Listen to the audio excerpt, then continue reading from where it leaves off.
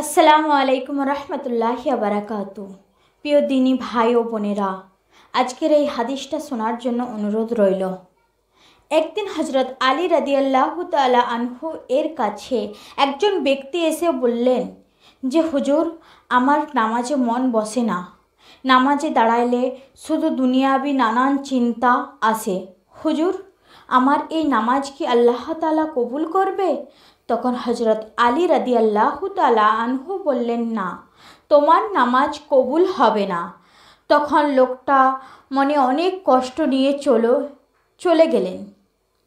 এমন সময় রাসূল সাল্লাল্লাহু আলাইহি ওয়াসাল্লাম এসে হজরত আলীকে জিজ্ঞাসা করলেন, ইয়া আলী, আপনার কাছে লোকটা কেন এসেছিল?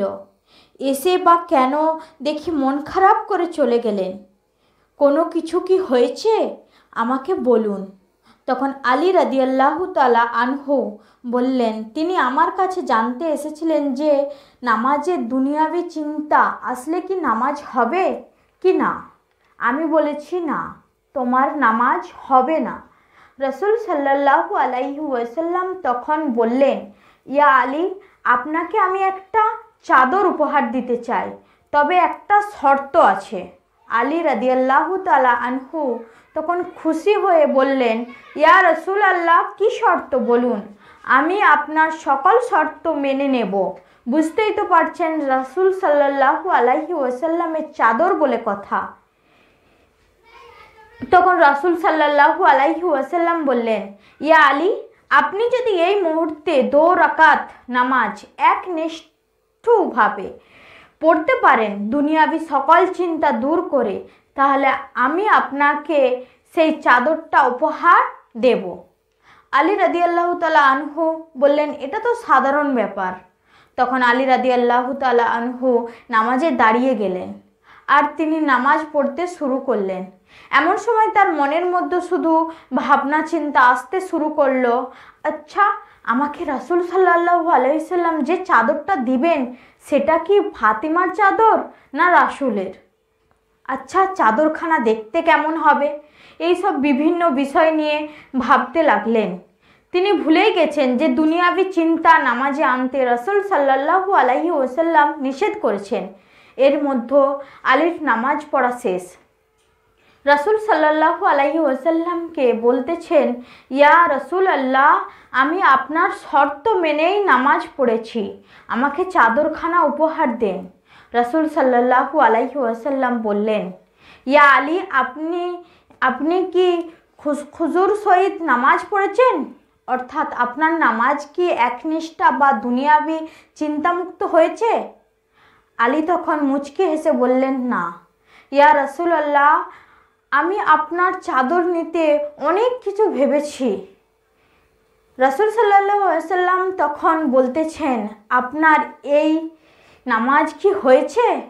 আলী তখন কনফিউজ হয়ে গেছেন। রাসূল সাল্লাল্লাহু আলাইহি ওয়াসাল্লাম বললেন, নামাজ তোমারও হয়েছে, আর তুমি যাকে নামাজ হবে না বলে ফতোয়া দিয়েছো তারও নামাজ আল্লাহ তাআলা কবুল করে নিয়েছেন। শোনো আলী, দুনিয়াবি চিন্তাধারা নামাজ বাতিল হয় না। নামাজ মহান আল্লাহ তাআলার কবুল করে। যদি সকল ফরজ নিয়ম কানুন মেনে নামাজ পড়া হয় তবে আল্লাহ তাআলা নামাজ কবুল করে নেন ইনশাআল্লাহ। তবে আমাদের সকলের উচিত নামাজ আদায় করার সময় একমাত্র আল্লাহকে স্মরণ করে নামাজ আদায় করা। নামাজে দাঁড়ালে দুনিয়াবি চিন্তা মাথায় আসে, এটা শয়তানের ফাঁদ। আল্লাহ আমাদের সকলকে শয়তানের কুমন্ত্রণা থেকে হেফাজতে রাখুন এবং সঠিকভাবে মনোযোগের সাথে নামাজ আদায় করার তৌফিক দান করেন। আসসালামু আলাইকুম রহমতুল্লাহি বারাকাতু। প্রিয় দিনী ভাই ও বোনেরা, আজকের ভিডিওটা হলো ধৈর্যশীল হবেন কিভাবে। আপনি যদি ধৈর্যশীল হতে চান তাহলে ভিডিওটি না টেনে পুরোটা শুনবেন। ধৈর্য অনেক বড় একটা পরীক্ষা, যে পরীক্ষায় আমরা সবাই পড়ে থাকি। অনেক পরীক্ষায় পাস করতে পারলেও মানুষ ধৈর্যের পরীক্ষায় হেরে যায়। ধৈর্য কি? হযরত আলী রাদিয়াল্লাহু তাআলা আনহু বললেন, ধৈর্য এমন একটি গাছ যার সারা গায়ে কাটা, কিন্তু ফল অতি সুস্বাদু। কথায় বলে ধৈর্যের ফল অতি সুমিষ্টি। ধৈর্য ধরে যে কোনো কাজ করলে অবশ্যই আপনি সফলতা পাবেন, কিন্তু আমরা অল্পতেই হতাশ হয়ে ধৈর্য হারিয়ে ফেলি। ধৈর্যের পরীক্ষা সাধারণত বন্ধ দরজার ভেতর ঘটে। সবাই এতে উত্তীর্ণ হতে পারে না। ধৈর্য না থাকলে দীর্ঘমেয়াদী কোনো কাজ করা যায় না। জীবনে কিছু করতে গেলে, ভালো কিছু করতে গেলে, নিজেকে প্রতিষ্ঠিত করতে চাইলে অবশ্যই আপনাকে ধৈর্যশীল হতে হবে।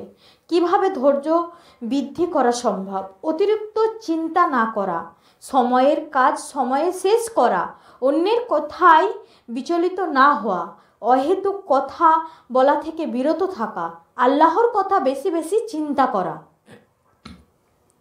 ধৈর্য শক্তি বাড়ানোর 7টি উপায়। নাম্বার 1, ডায়েরি লেখার অভ্যাস করা। ডায়েরি লেখার অভ্যাস ধৈর্য শক্তি বৃদ্ধি করে। বিশেষ বিশেষ দিনের ঘটনা যা আপনাকে খুব ভাবাচ্ছে সেগুলো ডায়েরিতে লিখে রাখতে পারেন। যে কোনো কিছু লেখালেখির কাজ করা খুব ধৈর্যের প্রয়োজন, তাই নিয়মিত ডায়েরি লেখার অভ্যাস করুন। নাম্বার 2, ধ্যান করুন। ধ্যান ধৈর্য শক্তি বাড়ানোর অন্যতম কার্যকরী উপায়। যে কোনো মানসিক চাপ থেকে মুক্তি লাভের উপায়। একাগ্রতার সাথে আল্লাহর ধ্যান আপনার ধৈর্য আরও বাড়িয়ে দেবে। নাম্বার 3, আত্মবিশ্বাসী হয়ে উঠুন। আত্মবিশ্বাসী শুধু ধৈর্য বাড়ায় তা নয়, জীবনে সফলতা অর্জনে সাহায্য করে। তাই নিজের প্রতি আত্মবিশ্বাসী হয়ে উঠুন। আত্মবিশ্বাসী আপনার সফলতার চাবিকাঠি। নাম্বার 4, বই পড়া ধৈর্য শক্তি বাড়ানোর অন্যতম উপায়। বই পড়া মানসিক চাপ কমায়, তাই প্রতিদিন বই পড়া শুরু করুন এবং বইকে ভালো বন্ধু মনে করুন। বই পড়া মনকে স্থির করে তোলে। নাম্বার 5, নিজেকে সময় দিন। নিজেকে সময় দেওয়া খুব জরুরি। দৈনন্দিন কাজে ফাঁকে আমরা নিজেকে ভুলে যাই আমাদের বিশ্রামের প্রয়োজন। কিন্তু শরীর মন ভালো রাখতে হলে অবশ্যই নিজেকে সময় দিতে হবে। শরীর মন ভালো থাকলে আপনি ধৈর্য ধারণে সক্ষম হবেন। নাম্বার 6, নিজেকে কখনো অন্যের সাথে তুলনা করবেন না। কে কি বলল, কে কি করলো তাতে ফোকাস না দিয়ে নিজের কাজে মনোযোগী হন। নাম্বার 7, বাস্তববাদী হয়ে উঠুন।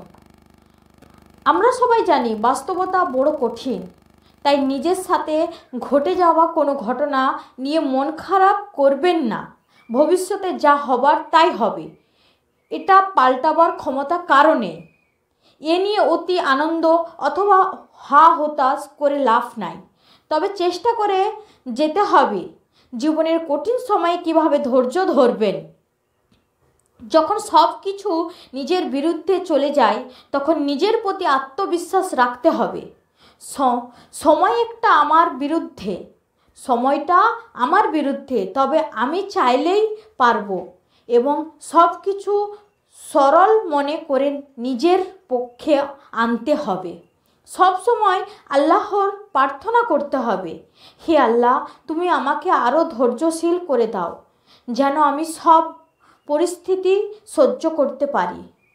অন্তরে আল্লাহর সাহায্য আসবে, তাই আল্লাহকে কখনো ভোলা উচিত নয়, বিশেষ করে বিপদে।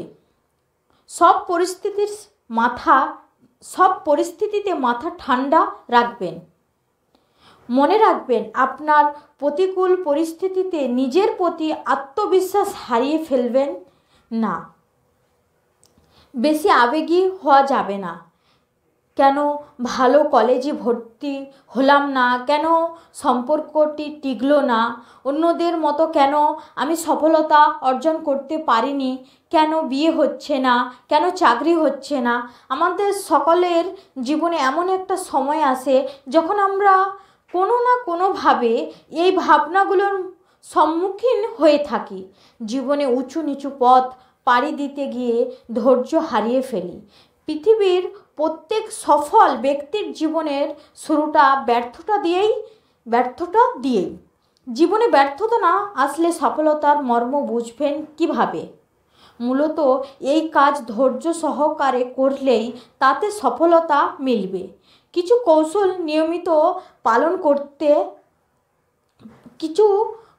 নিয়মিত পালন করলে সহজে আপনি ধৈর্য ধারণ করতে পারবেন।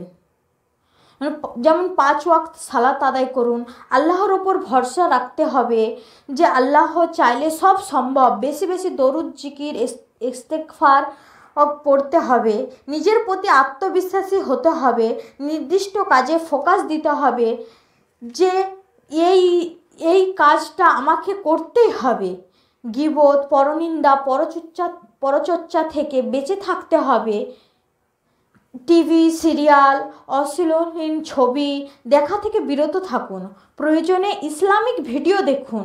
ধৈর্যের গুরুত্ব সম্পর্ক মহান আল্লাহ তাআলা পবিত্র কোরআনে বলেছেন, মহাকালের শপথ, মানুষ অবশ্যই ক্ষতিগ্রস্ত, কিন্তু তারা নয় যারা ঈমান আনে, অসৎ কর্ম থেকে পরস্পরকে সত্যের উপদেশ দেয় ও ধৈর্যের উপদেশ দেয়। সূরা আসর 103 আয়াত 1 থেকে 2। এই হাদিসটা শোনার জন্য অনুরোধ রইল। আসসালামু আলাইকুম ওয়া রাহমাতুল্লাহি ওয়া বারাকাতুহু। প্রিয় দিনী ভাই ও বোনেরা, আশা করি আল্লাহর রহমতে সবাই ভালো আছেন। আজকের ভিডিওটিতে আলোচনা করব নবী নন্দিনী মা ফাতিমা তুজ জোহরা এক দুপুরের ঘটনা, যা আপনাদের ঘটনা শুনে খুবই ভালো লাগবে ইনশাল্লাহ। এক মহিলা সাহাবী হযরত উম্মে আইমান রাদিয়াল্লাহু তাআলা আনহা বর্ণনা করেন, একদিন আমি দুপুরে সময় বিশেষ এক প্রয়োজনে হযরত মা ফাতিমা জোহরা রাদিয়াল্লাহু তাআলা আনহা এর ঘরে গেলাম। গিয়ে দেখলাম তার ঘরের দুয়ার ভেতর থেকে বদ্ধ। ঘরের ভেতর থেকে জাতা ঘোরানোর শব্দ শোনা যাচ্ছিল। আমি ছিদ্রপথে তাকিয়ে দেখলাম হযরত মা ফাতিমা তুজ জোহরা ঘুমিয়ে আছেন, কিন্তু তার কাছে আপনা আপনি জাতা ঘুরছে। শিশু হযরত ইমাম হোসেন রাদিয়াল্লাহু তাআলা আনহু এর দোলনা নিজে নিজেই দুলছে। হযরত মা ফাতিমা তুজ জোহরা এর পাশে বসে একটি মহিলা তাসবিহ পড়তেছেন। এই বিস্ময়কর ঘটনা সম্পর্কে আমি রাসূল সাল্লাল্লাহু আলাইহি ওয়াসাল্লামের কাছে আরজ করলাম। তিনি বললেন, দুপুরের গরমে হয়তো মা ফাতিমা তুজ জোহরা জাতা ঘুরাতে ঘুরাতে ঘুমিয়ে পড়েছেন, কিন্তু তার আটা তৈরির বিশেষ প্রয়োজন ছিল। নিচের তাসবিহও বাকি ছিল এবং গরমের কারণে শিশু হোসেনের নিদ্রাভঙ্গেরও আশঙ্কা ছিল। তাই আল্লাহ রব্বুল আলামিন তার প্রিয় বান্দি মা ফাতিমা তুজ জোহরা রাদিয়াল্লাহু তাআলা আনহা এর ঘুম না ভেঙে যায় 3 জন ফেরেশতা আল্লাহ পাঠিয়েছেন। তিনার সমস্ত কাজগুলো আল্লাহ সম্পূর্ণ করিয়েছেন। জান্নাতের রমণী মা ফাতিমা তুজ জোহরা আল্লাহর কত প্রিয় বান্দি ছিলেন। আল্লাহ তাআলা তিনার জন্য স্বয়ং নিজে ফেরেশতা পাঠিয়েছেন। ইয়া আল্লাহ, আমাদেরকেও তিনার মতো আমল করার তৌফিক দান করুন। আমিন সুম্মা আমিন। আসসালামু আলাইকুম ওয়া রাহমাতুল্লাহি ওয়া বারাকাতুহু। ভিডিওটি ভালো লাগলে অবশ্যই লাইক দিয়ে চ্যানেলটি সাবস্ক্রাইব করবেন।